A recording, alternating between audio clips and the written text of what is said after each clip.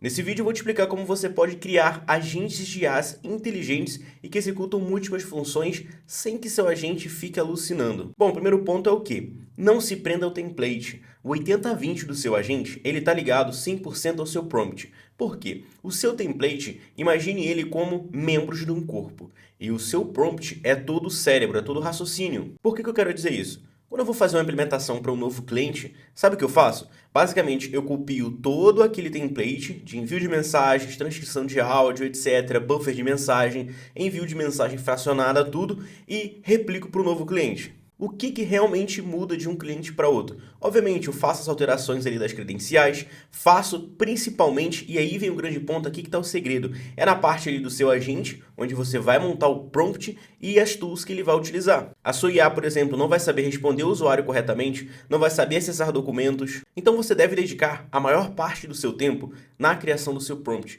O seu prompt deve ter uma lógica funcional. E aqui vai um grande ponto, não crie o seu prompt com IAs. Uma coisa que ajudou muito aqui, a melhoria dos meus prompts, foi quando eu passei a montar os meus prompts 100% à mão, 100% não, mas eu passei a montar a maior parte do meu prompt à mão e utilizei IAs para auxiliar o meu pensamento. Por que eu digo isso? Porque a IA, ela não entende todo o contexto que você está necessitando. Um exemplo, você vai ter um agente para uma loja de iPhones. Esse agente, ele vai precisar responder perguntas relacionadas a iPhones, a loja atende aparelhos Apple em geral, então iPhones, Macs, e o que vai acontecer, como ela vai consultar informações sobre cada documento. Ela vai acessar uma planilha, cada planilha sobre cada dispositivo. Aí onde estão as informações da loja? Você vai utilizar, por exemplo, colocar essas informações dentro de documento, utilizar o modelo RAG, para quando a sua IA, toda vez que houver uma pergunta relacionada sobre a loja, ela vai consultar esse documento, porque dessa forma você não vai deixar o seu prompt gigante, você vai conseguir botar muito volume de documentos, a IA vai conseguir fazer uma leitura melhor. Então quando alguém perguntar sobre juros, como é que a sua IA vai calcular juros? E aí vem um grande ponto.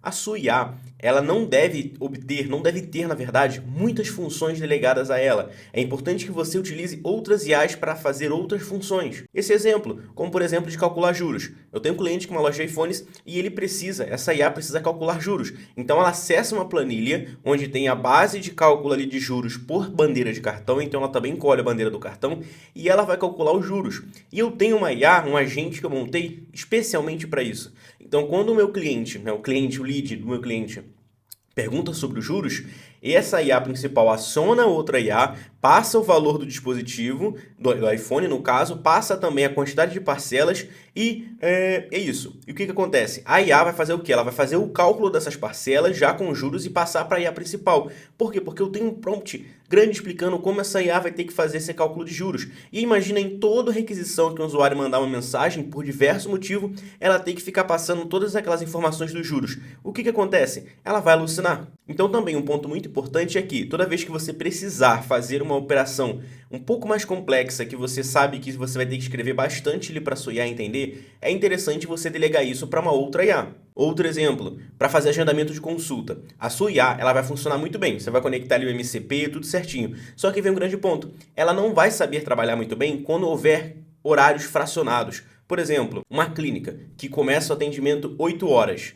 E aí, 8h30 já tem uma consulta e vai ter consultas fracionadas, uma 8, uma 10h45, etc. E aí ela precisa agendar dentro de um horário específico, tem que ter 1 hora de livre espaço para a consulta ocorrer, não pode intercalar uma consulta que já aconteceu nem sobrepor outra. O que vai acontecer? Chega nesse momento principal, a IA ela alucina, ela vai entregar horários que não estão disponíveis. Então você vai precisar criar regras ali, contextos, lógicas, para a sua IA somente oferecer horários disponíveis, para ela saber fazer uma boa leitura da agenda. E isso vai causar um prompt gigante. Você vai ter que montar um prompt ali com várias condições, com exemplos para a sua IA entender. E se você colocar isso na sua IA principal, ela vai alucinar quando houverem outras funções. Então o paciente vai perguntar sobre outra coisa, ou na mesma hora da questão da agendar a consulta, ela não vai fazer. Mesmo você dizendo não pode fazer isso, ela vai fazer. Por quê? Porque é muita informação, é muita coisa para a sua IA processar. Então toda vez que você for precisar utilizar uma tarefa, criar uma tarefa que é um pouco complexa,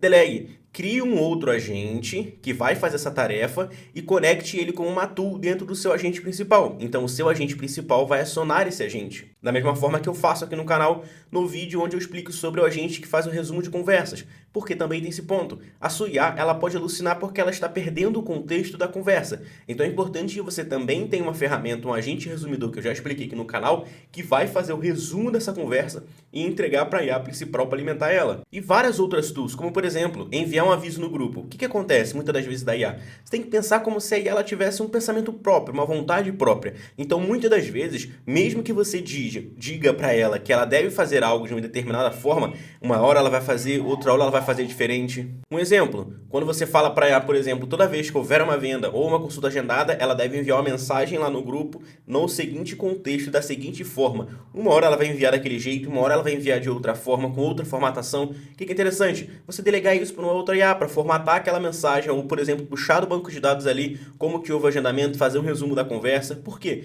Quanto menos operações, quanto menos coisas você der para a sua IA principal, coisas complexas, melhor ela vai funcionar. Então, também no prompt, eu gosto de setar quando ela deve utilizar a tool Think, quando ela deve solicitar um resumo, por exemplo. Eu deixo o contexto aberto, mas em alguns pontos ali, em alguns casos de alguns clientes, eu também digo quando ela deve fazer a utilização do resumo da conversa. Um exemplo, quando ela vai fazer uma requisição ali, por exemplo, uma pergunta para um paciente, e ela só pode fazer essa pergunta caso ele tenha escolhido uma outra coisa. Um exemplo, um agendamento. Ela só vai pedir o prontuário, o pedido médico, caso o paciente tenha agendado um exame. Se ele agendou uma consulta, não vai fazer. O que acontece? Muitas das vezes a IA ela vai solicitar mesmo que o paciente tenha escolhido uma consulta. Por quê? Porque ela já perdeu o contexto ali da conversa. Geralmente a IA ela vem setada com um contexto de 5 conversas ou 10.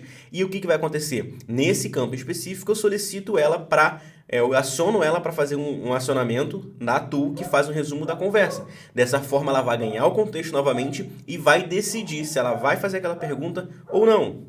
Então isso eu bato muito forte com meus alunos, por isso que eu decidi também fazer um módulo sobre debriefing de agentes que eu monto e trago para meus alunos ali, destrinchando linha por linha ali do prompt. Por quê? Porque existem casos e acasos, e o template, como eu falei, ele é igual de um cliente para outro. A única coisa que muda é o quê? Obviamente as credenciais de cada ferramenta como Red, Supabase, etc. Mas o que muda mesmo são as tools que cada agente vai ter e o prompt, que é o cérebro dela. Então, para você montar bons agentes, é importante que você tenha isso em mente, que a IA ela não é extremamente inteligente e não é extremamente poderosa. Ela tem um certo limite, então você precisa entender como trabalhar com a sua IA, colocar outras IAs para trabalharem junto com essas IAs. Então, dessa forma, você consegue criar uma IA muito poderosa, porque você nunca vai vender para o seu cliente um complexo de IAs. Você nunca vende uma IA para o seu cliente. Você vende a solução para um problema. Olha, eu vou resolver o problema do seu atendimento. A forma como você vai fazer não importa muito para o seu cliente. O que importa é você entregar um serviço de qualidade. Então, esses são alguns critérios que eu utilizo para montar agentes inteligentes que executam múltiplas funções. Dessa forma, eu consigo ter um prompt muito limpo, sem muitas informações, porque você sabe que um prompt muito grande vai consumir muitos tokens, vai confundir sua IA, não vai funcionar muito bem. E o que você deve fazer é o quê? Curtir esse vídeo, comentar se você curtiu também e se inscrever aqui no canal. Mas voltando, é fazer toda essa lógica e escrever bons prompts com uma boa lógica para sua IA entender, como se fosse um funcionário que você está treinando para executar aquela função. Então, é basicamente isso. Eu espero que você tenha entendido como você pode montar agentes inteligentes. É mais uma explicação para você entender como pensar na hora de desenvolver seus agentes. Se você curtiu, como eu falei, curta esse vídeo, se inscreva aqui no canal. Se você quer aprender a montar agentes inteligentes e ver debriefs na prática de agentes que eu monto, é só você acessar o link na descrição e conhecer o meu treinamento. Beleza? Espero que tenha curtido. Joga aqui seu feedback aqui nos comentários e a gente se vê no próximo vídeo.